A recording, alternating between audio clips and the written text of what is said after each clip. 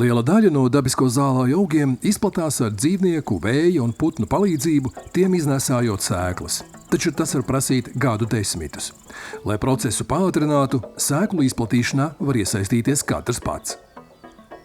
Daudzās sēklu tirdzniecības vietās ir pieejamas citās valstīs audzētas Latvijas pļavām raksturīgas augu sēklas.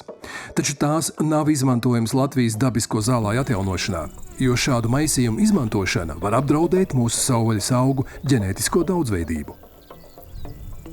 Latvijā ievāktās sēklas šobrīd piedāvā tikai daži uzņēmēji, bet to piedāvātie apjomi nav lieli, tāpēc plašāku zālāju atjaunošanai sēklas ir jāvāc pašiem.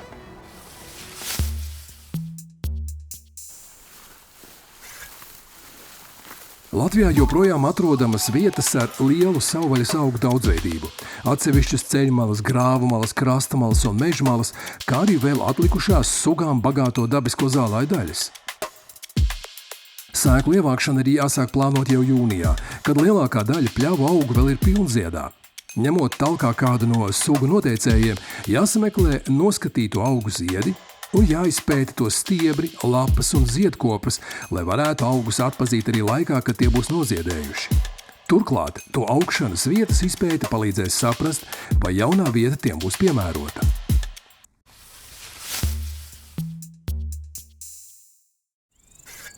Sugām bagātās pļavās ziedošie augi ir sastopami visas sezonas garumā, un arī tos sēklas nogatavojas dažādos laikos.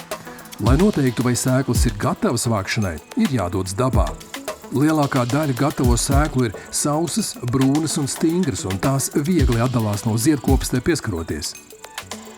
Vācot sēklas ar rokām, katra noskatītā augu sēklu ievākšanas laiku var pieskaņot konkrētā auga sēklu gatavībai.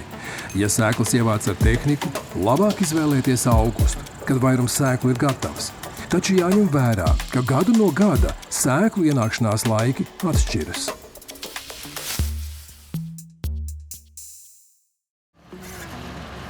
Labākais laiks sēklu ievākšanai ir sausa, saulaina pēcpusdiena, kad rīta rasa nožuvusi. Nokultās sēklas izklāj un apžāvē turpat uz lauka, lai transportēšanas laikā tās nesakarst. Jo sausākas sēklas būs ievāktas, jo mazāk laika prasīs to apžāvēšanu. Apžāvēšanas laikā varēs arī paglābties līdz ar sēklām ievāktie kukaiņi.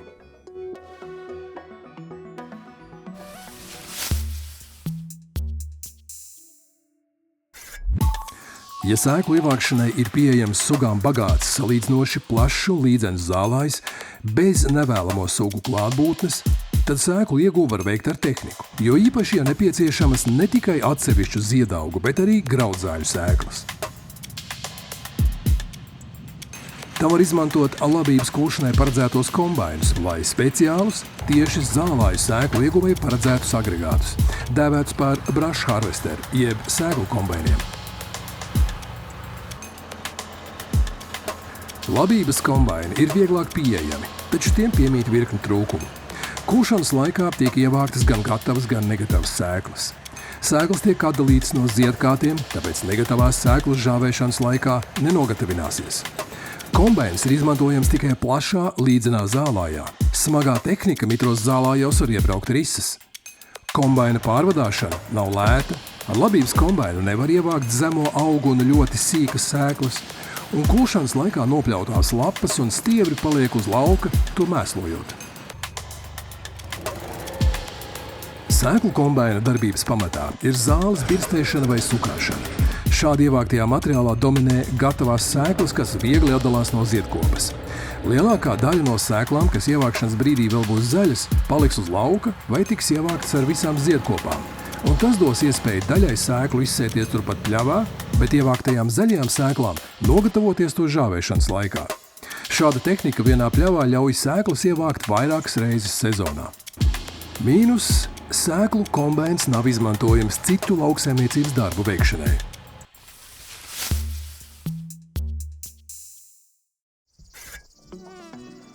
Sēklu vākšana ar rokām ir daudz saudzīgāka. Tā dod iespēju ievākt konkrētu augu sēklas tieši tad, kad tās ir nogatavojušās.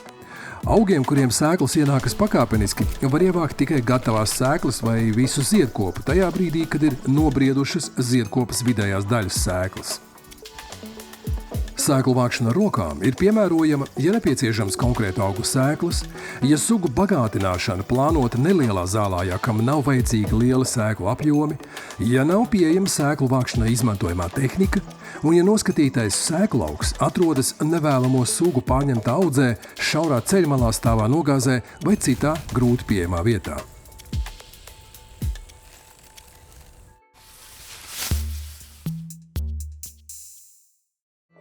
Gan ar rokām, gan ar tehniku ievāktās sēklas ir nepieciešams žāvēt.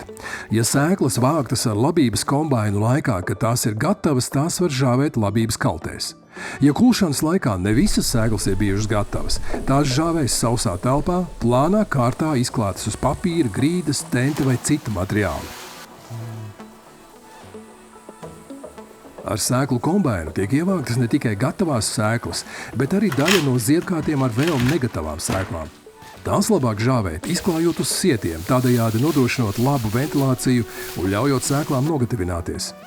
Izsijājot, tiks atdalītas gatavās sēklas no liekajiem stiebriem un ziedkātiem. Sēklu žāvēšanas ilgumu ietekmē to gatavības pakāpe un gaisa mitrums sēklu vākšanas un žāvēšanas laikā, bet vidēji tas ir 6 līdz 7 dienas. Kad sēklas ir labi izžijušas, tās pako marķētos papīra maisos, kur glabā sausā, labi vēdinātā vietā. Uz katra maisa uzraksta tajā esošo sēklu sastāvu, sēklu vākšanas vietu un laiku. Lai ievāktās sēklas uzglabātu ilgstoši, tās nepieciešams sasaldēt. Tā kā lielākiem sēklu krājumiem to ir grūti nodrošināt, ievāktās sēklas izsēj tā paša gada rudenī vai nākamajā pavasarī, vēlākais pēc gada.